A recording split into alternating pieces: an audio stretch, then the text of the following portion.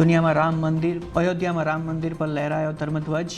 PM મોદીએ કર્યું ધ્વજારોહણ. અભિજીત મુહૂર્તમાં સંપન્ન થયો કાર્યક્રમ. પીએમ મોદી અને આરએસએસ પ્રમુખ મોહન ભાગવતે કરી રામ મંદિરમાં પૂજા.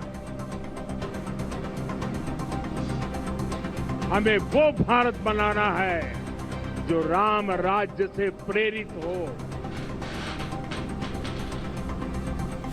રામ મંદિર નિર્માણ સાથે જોડાયેલા દરેક વ્યક્તિના પીએમ મોદીએ કર્યા અભિનંદન. કહ્યું, અમે એવું ભારત બનાવીશું જે રામ રાજ્યથી પ્રેરિત હોય.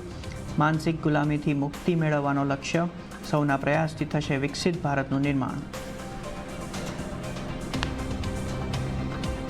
મંથલી એક્સપાયરી પર બજાર ઘટાડા સાથે બંધ. સેન્સેક્સ અને નિફ્ટી સતત ત્રીજા દિવસે ઘટીને બંધ, તો નિફ્ટીનું 25,900ના સ્તરની નીચે ક્લોઝિંગ.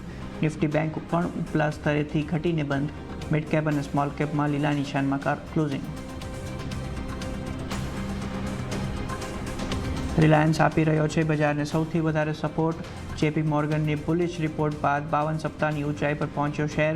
બ્રોકરેજે ઓવરવેટ રેટિંગની સાથે 1700 રૂપિયાથી ઉપરના આપ્યા લક્ષ્ય. ત્યારે જીઓ આઈપીઓ, ન્યૂ એનર્જી અને રિટેલથી આવશે સારો ગ્રોથ.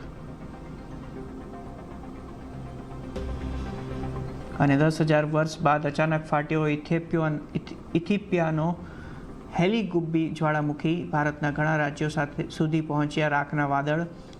રાખના કારણે એવિએશન પણ થઈ અસર. રાખના કારણે ઘણી ફ્લાઇટ્સ થઈ રદ. ડીજીસીએ જાહેર કરી એડવાઇઝરી.